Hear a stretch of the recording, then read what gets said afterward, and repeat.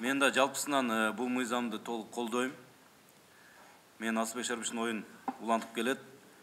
138 кооператив бар деп атабыз, урматтуу Айыл чарба министринин орун басары. Бирок ошонун канчасы толук кандуу иштеп атат? Орточо канчадан жерди иштетип атат? Же канчадан мүчөсү бар? Жооп бере аласызбы ошону? Так, ким жооп берет?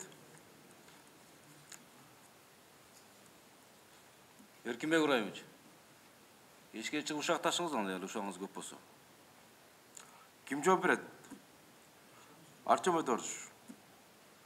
Ну, по количеству земельных участков, количеству работ. Артем Эдуардович, извините, пожалуйста. Я задал вопрос замминистра сельскохозяйства.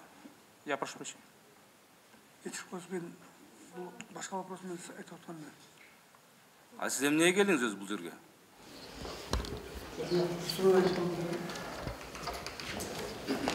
Мен сурап атам, 138 кооперативден канча орточо жер үлүшү бар, канча мүчөсү бар, и бүгүн канчасы толук кандуу иштеп атат? Мен Айсакбекович, бүгүнкү күндө 422 кооператив бар. Барды болуп туруп 80 миңден ашуун жери бар, анан 31 миңден ашуун мүчөлөрү бар. Эң чоң бул сельхозкооператив Жайыл кооперативи 2165 гектар жери бар. Эң аз кооператив бул кооператив бул Барспек деген Түп районунда 3 гектар жери бар. 3 гектар. Азыр эле 138 деп айтылбадыбы? 138 бул машина тиги эме товарный сервис кооператив ичинде. 422 ичинде 138 товарный сервис кооператив. Артем Эдуардович, биз так определение бериш үчүн мына азыр 3 гектар жери менен дагы бул эми бул кооператив эмес, бул дыйкан чарба да. Ол дагы азыр ошол льготага ээ болуп калат да, мындай айткандачы. Ошондуктан так определение жазыш керек.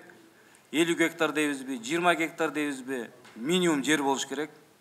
Мүчөсү мынча болуш керек. Түздөн түз ошол алектенген айыл чарба багытындагы иш аракет болуш керек депчи. Ошондо бизде мындай конкреттүү кадам болот да. А эмесе мына азыр мен айтып кетейин, саясий партиялар азыр 200ге жакынбы? Аты бар, заты жок дегендейчи. Мына ошол сыяктуу эле кооператив дагы аз болсо дагы сапаттуу болуш керек. И соответственно ушул азыр берилип жаткан льготаларга ээ болуш керек. Ошондой эле МТС дагы. Канча трактор болуш керек? Бир трактор бир сокосу менен келип алып МТС болдум деп дагы жүрбөш керек мындай кылыпчы. Ошондой бизге экинчи окууга так определенияларды берсеңиздер. Кийинки мына азыр 327 беренеге ошол эле айтып кетти Асылбек Шарипович, мына кошуп атасыздар, санаторий, пансионат эс алуу мыңга чейин 0,2 болгон экен. Азыр 0,8. Бул эмнени берет? И профсоюз ден соолукту чыңдоо санаториялардын эс алуу үйлөрү деп. Салык кызматы. Мыңга чейин канча сбор болгон, мында киргизгенден канча сбор болот? Мындай бул мыйзамга эмне себептен аралаштырып алып келип атасыңар түшүнбөдүм. Бул азыр эле Артем Эдуардович айтып кетти эле, бул баягы дополнительный льгота берип атканда обязательно компенсационный источник болуш керек бюджеттен. Ошон үчүн бул коэффициенттерге дагы изменение киргизип атабыз. Анткени азыркы понижающий коэффициент, функциональный коэффициент, отраслевой функциональный коэффициент именно пансионаттарга 0,2. А понижающий в 5 раз снижает налоговое обязательство.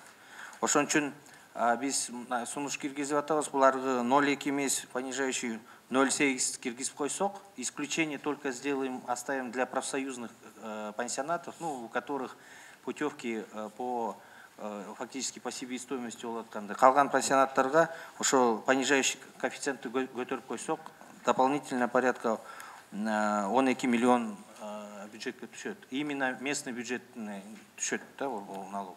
Ошо себебинен 0,8 это что? От земельный, это от какого налога или что это? Да, это земельный налог.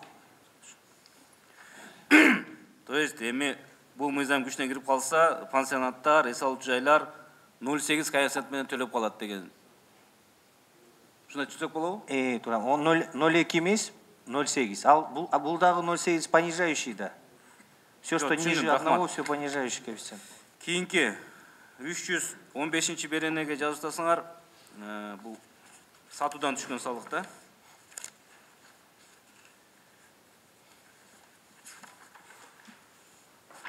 Бул жерде мектепке чейинки билим берүү уюмдары, жеке менчик формасын эзетүүнө бала бакчалар, кардиохирургиялык багытта жеке менчик медициналык мекемелер.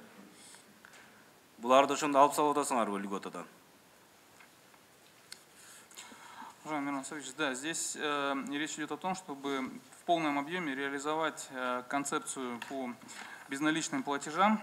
На сегодняшний день операции, которые осуществляются по безналичным расчетам, они не облагаются налогом с продаж. Да. Вот для частных школ и частных медицинских учреждений даже наличные операции, они тоже освобождаются от налога с продаж. В этой связи, для того, чтобы полностью реализовать концепцию по безналичным платежам, мы для наличного оборота здесь предлагаем облагать. А по безналичным они также будут освобождены.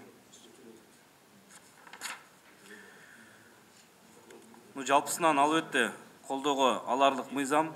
Şu айтылган сонун пикирлерди эске алсаңыздар. Анан кийинки сунушталган болсо, ушундай бир концепцияга экинчи концепцияны аралаштыргандан улам мыйзам өтпөй калуу коркунучу да пайда болот да. Ошону эске алып койсоңуздар. Анан Эркин Урайымович, урматтуу өкмөттүн мүчөлөрү, чакырылгандар, зам министрлер. Мыйзам талкуулап атканда ушак токтотуп, маани берип, депутаттар сурай бергенде ошого так жооп берип жүргүлө. Аппараттын кызматкерлери менен ушакташпайчы.